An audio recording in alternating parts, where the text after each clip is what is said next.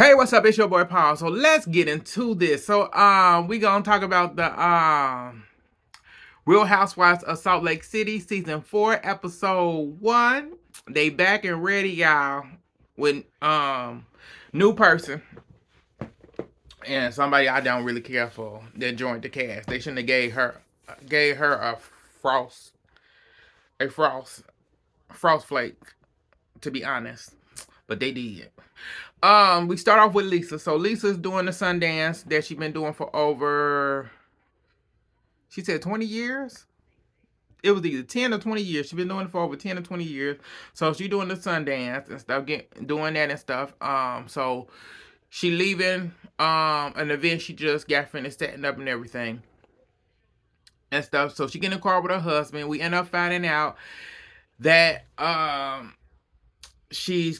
we end up finding out that her son that her she's having an issue with spending time with her kids, and her son actually is going on mission. He actually going on mission with the church, and she started crying.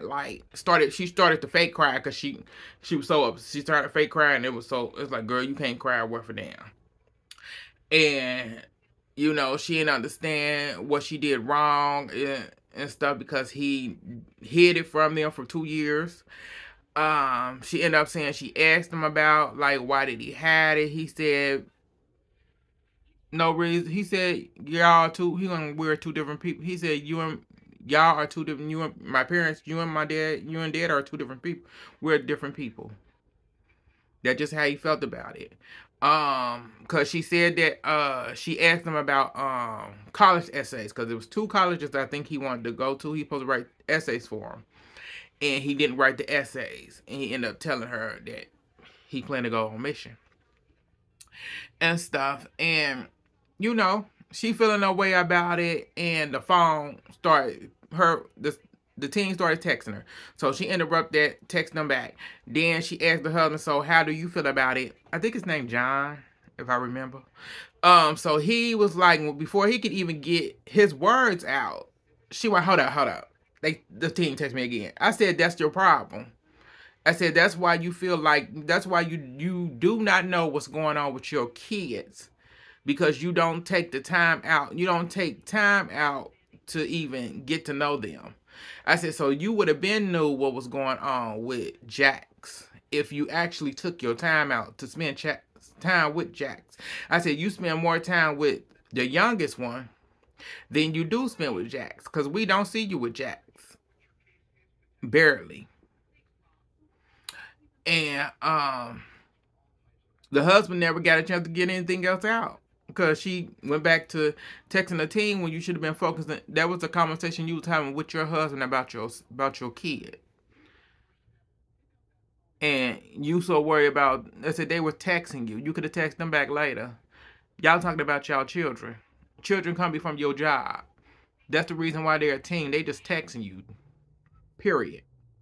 So moving on from there, we move on to Heather. So Heather then bought a new house, y'all.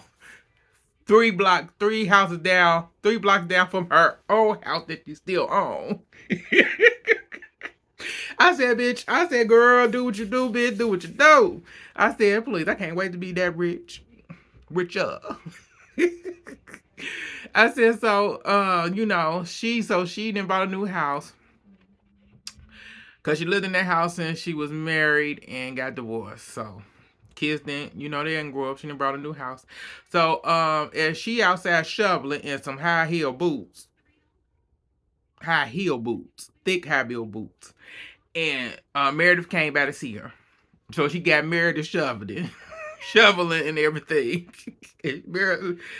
Meredith like, that's why we pay people. Meredith said, we pay people to shovel. She white, but I said, I can see Heather doing the shoveling herself. That's just Heather doing Heather. But so they go inside to chit chat and everything. We end up finding out that Heather is a best-selling on New York best-selling author list. Her book, congratulations, Heather. They started talking about Meredith asked her about her relationship, how her and Whitney doing. And Heather ended up telling her that her and Whitney ended up meeting up, and they trying to start their friendship over. But she said she feel like she can't trust Whitney at this point. She still feel icky about it, and she talked to Whitney, and her and Whitney decided they wanted to do like a reset type of party for everybody to start over. And she just that's what she planning. And that's when Meredith said why she ain't messing with Whitney. She said I ain't messing with Whitney because me and Whitney ain't getting along. Cause Whitney did an interview or article. She pulled it up and started reading the article talking about her and her and Self in the bath, and that she said it's nasty, saying that was nasty for her and Self to be in the bathtub together. Cause she take baths. She said she take baths by herself. So Meredith, pulling it up and reading it in her Whitney voice. And she had Whitney voice down packed, y'all. I said, bitch. She had that girl down packed. I said Meredith is a hoop this season. Meredith, I'm like, okay, Meredith. I said, Meredith gonna be. I said, so your bestie is back. Meredith. So it's like you was already a mess last season, but now you really gonna be a mess. It's like, oh, you ain't playing with these hoes this season. So she said, yeah, she gonna have to get with Whitney about some stuff. So we move on past that. We move on to Meredith. Meredith at her store. Mary show up. This is when Mary's back and better than ever. I said I love my Mary. I said I'm glad that she back. They ended up going to lunch. Mary ended up telling us because Meredith asked her how's everything going, the family and stuff.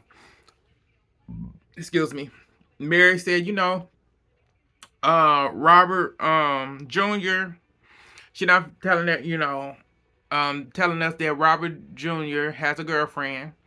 She said, yeah, she been told that's his wife. She been told that's his wife. And the production asked her, like, do you know if that's his wife? She might know. I said, girl, you live in the same. I said, girl, he lives in the same house with you. You ain't even asked. She went, I know.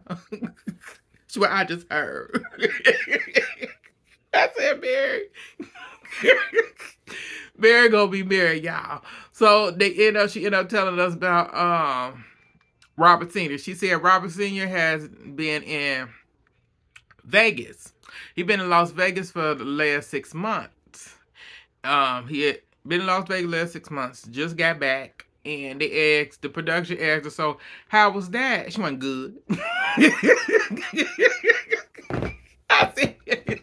I said, Mary don't care where that man goes. Long as all she needs to know is where he at. They need to tell her where he going. She went, okay. How long he going? She went, that's all she needs to know. And when he will be back. I said, Mary said, I don't care where the man goes. Long as I know where he going and how long he gonna be gone. And he coming back. I know he said he coming back at this time. Cool. That's all that matters to me. Cause she good. I said, baby. So her and Mary just ended up talking. And Mary asked her, so how you feel about Jen and stuff? And Meredith said, I haven't talked to Jen since she said last time she talked to Jen was before Jen, pleaded guilty. She said and pleaded guilty and served and went for the last time she pleaded guilty and was gonna serve her sentence. She said that was the last time she spoke to Jen and stuff. So production asked her, so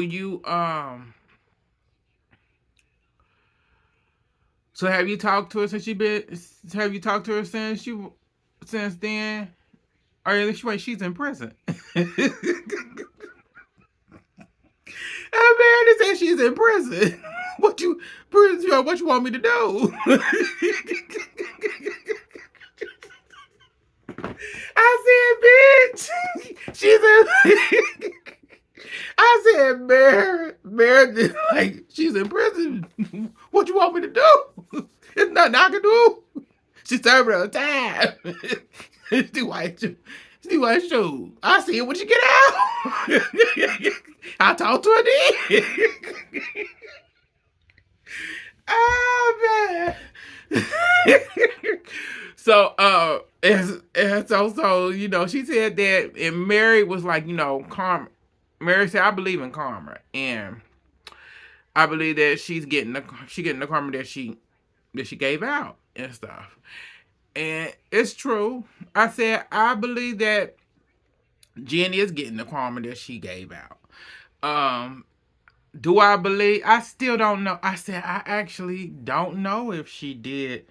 She did it. I really don't know. To be honest, I don't know if she did it or not. I know why she took the plea deal. The plea deal was because of her family. She was better off taking that plea deal because it could have been longer than that if it went to trial. And I don't think that they were really after her. I don't even think she was the mastermind of that. I honestly think it was her partner, the guy that she was working with. It was him and somebody else. I believe. That's what I believe. That's my opinion. If you think wrong, leave it down in the comments. I said so. We move it on from there. We move on to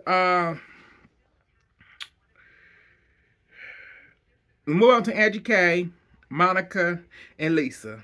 So they meet up for lunch. Angie said she met Monica through Jen. She met Monica through Jen Shaw, cause she was Jen Shaw assistant a couple years ago. I never seen this woman. Only person that I know that her was her assistant or close to her assistant was the person that took the plea deal with her. The one that turned on her in that fraud case. That's the only person I know that was her was actually her assistant. To be honest, but okay. Lisa said that was her assistant. She and I know Lisa said she had knew her because of passing and stuff, but she also knew her because she was assisting to Jen too. And to come out, Monica ended up saying that she ended up being Lisa's assistant after Lisa assistant quit. She ended up volunteering and doing it for after Jen assistant quit. She ended up being Jen assistant for a minute, and she said during the time, she said that when she was the assistant, she said one night Jen told her, do you want to make money? Do you want to make a lot of money? You want to make over 60K a year? Then 60K a year and be rich? Then put this and this and this in your name. And she said she thought it was bizarre, and so she called up her friend who was in the Secret Service, and told him what was going on and whatever. And he told her that she's saying that he told her that she need to get far away from Jen Shaw because Jen Shaw is gonna go to prison. And then 2 months later, Jen Shaw was arrested. And we end up finding out in a confession, she said that she ended up becoming a informant and witness in the Fed's case against her in her trial. And I'm like, okay, so that makes sense to Heather's friend that came on last season saying that she had a friend that was the informant. So I said, so was you the informant that she was talking about? So I said the way things are, I said, so as they eat lunch and chit chatting and whatever, Lisa going on as usual, talking to death, asking Monica questions, about her family and stuff, kids and all this stuff. All that good things. And we end up finding out Monica in the confession said that, Jen didn't talk. I'm trying to have an open mind about these ladies because Jen done talked about mass shit about all of them. Ain't no good for any of them. And she went, I done been on the phone with Lisa when Jen was on the phone and Jen had me the phone. And then she went, I be on the phone and Jen and Lisa be talking, She went, girl, yeah, girl, oh, yeah, girl. Because Jen didn't want to talk to her no more. I said, bitch, I can see that girl. I said, you was on the phone with that hoe. Cause she can talk for hours about nothing. Cause she can't stop talking. But you ain't got time for your kids.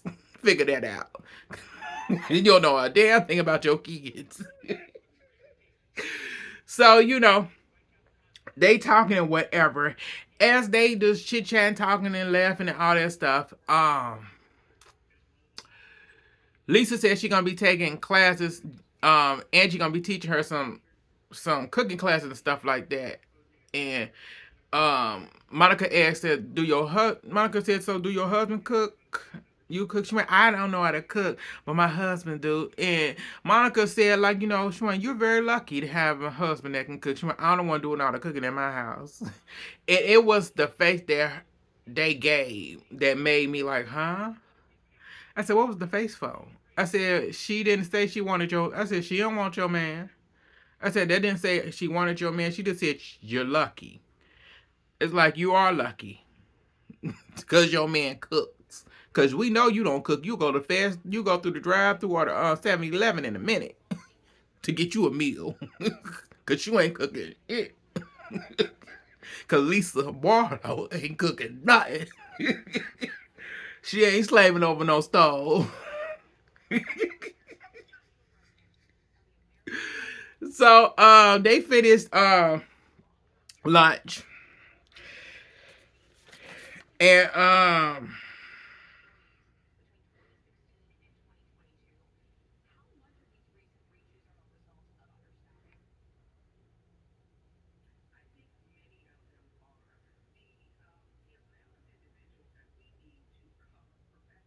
okay, we end up finding out that Monica said during the lunch in the confession, she ended up saying that she's getting divorced again from her first husband again. Yeah. And she said she was trying to stay open minded with the ladies because she know all of their dark tea. I said dark tea. All of their dark tea. That she got from Jen Shaw. I said, I bet she do. I bet you know it all, girl. About them hoes. Definitely the two that sit across from you because the best friend called Angie K, that bitch, I know you know her shit. Because she looked like she's a dirty hoe. A dirty hoe. And I know Heather know her shit too. But we're going to move on. So, Heather brunch. Heather has this brunch of stuff. Everybody showing up, all the ladies. I said, so Whitney was shocked when Mary came with Mary. She went, oh my God, Mary Cosby. Oh my God, I can't believe it. Is it Mary Cosby? I said, girl, calm down. Calm down. What you scared for, girl? It's the Mary. Little girl. It's the one that called you little girl. It's the in the flesh. It's the one and only Mary Cosby that got you together. Oh, baby. So they ended up. So Whitney goes over to say hi to her and stuff. They chit chat. She said, "Hi, Whitney. Hi, Whitney," and so they do a little chit chat and stuff. Then Lisa shows up with Angie K and Monica. So Heather was like, ugh. No, she ain't showing up with Angie K. She would show up with this heifer. She know I don't like her. So greet her and all that stuff. She meet Monica. She went, hey girl, hey Monica, hey. So all that good stuff. So the ladies are so they're all chit chatting outside and stuff with the rest of the ladies. That's when that was when they go outside. That's when Lisa see Mary.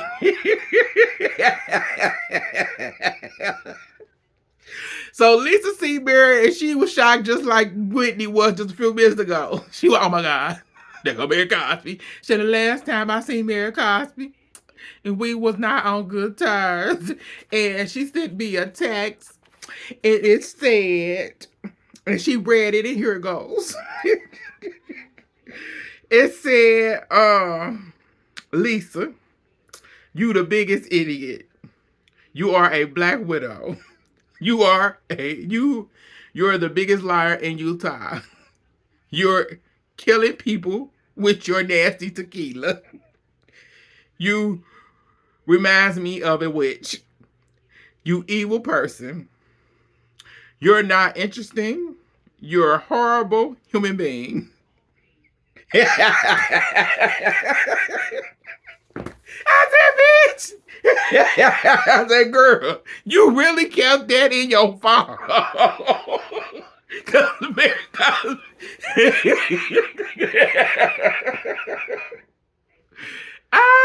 bitch. So production asked Mary about Lisa. She went, oh, I'm very happy to see Lisa. She went, yeah. She went, I'm very happy to see Lisa. She went, I really like her jacket. She went, I really love her jacket. I said, Mary remember every damn thing she said about that hoe. She went, she remember. She don't care. But you the campy girl. But moving on, y'all, moving on. I said, so Heather ended up giving a nice little speech and stuff to, fresh starts and everything. After that, Mary ended up asking Heather about how she feel about, Jen and stuff. And her and Jen relationship, and after everything has happened and stuff. So Heather ended up saying, Heather ended up telling her, since Jen has went to jail, I have realized that a lot of things that I didn't do during the relationship and during the time I couldn't really set up boundaries. We couldn't really work out our friendship. And she went, yes, I did, overlook some stuff. And I did do things that I shouldn't have done. But I do realize now them things that I did. And she went, I actually feel better, that I feel like a weight is lifted now that, Jen, she's gone. I feel like a weight is lifted, and I can let that me and Jen friendship go. And Mary was like, Mary Wine girl, you liked it that. You was like, you was in deep in all of that. You liked everything that was going on through that, and everything that you went through with her. You liked all of that. Y'all had a deep connection. And Heather didn't deny it. Heather went, Heather went, yeah, girl. Heather went, you right. I said, Mary, girl, I love you. And I love it because I love Mary Cosby, because Mary keeps it 100%. She don't hold her tongue. She keeps it 100 with Heather. And I think she keeps it 100 with everybody. And you may not like it. And she don't care. And she would like you to be 100 with. I said, Mary gives me the type of person, if you 100 with her, cool. She 100 with you, and we can keep going. No problem. She holds nothing against you. And I think that Mary and Heather will end up being, I see them being good friends. Just good friends. Um After that, we got Meredith. So Meredith pulled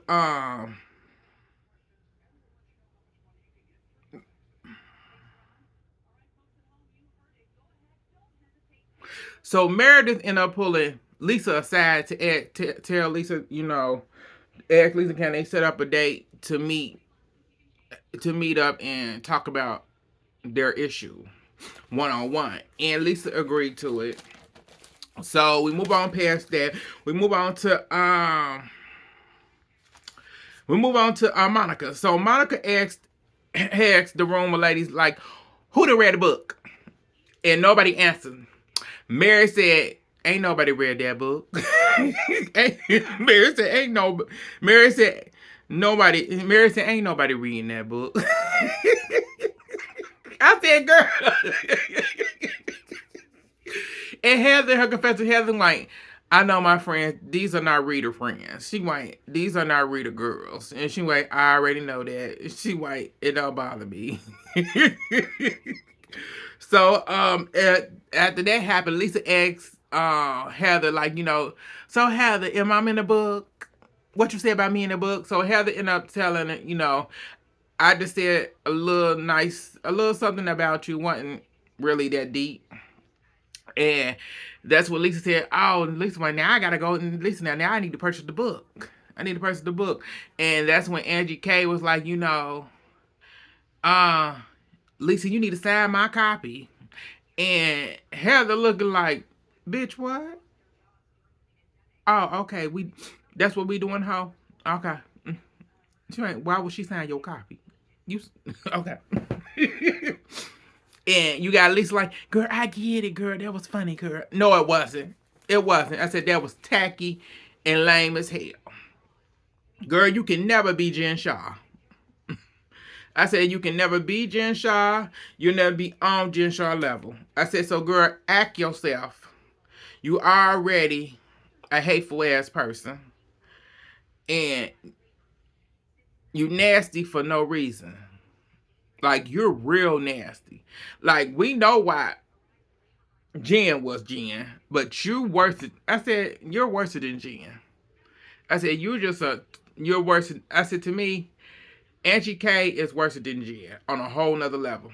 And it's not like, oh, no, girl, got nothing with you being Greek or anything. You just a nasty person. A true nasty person. But we're gonna move on from there. So we move on from there. So we got Meredith and Heather at the bar, and Whitney comes over. Heather said something about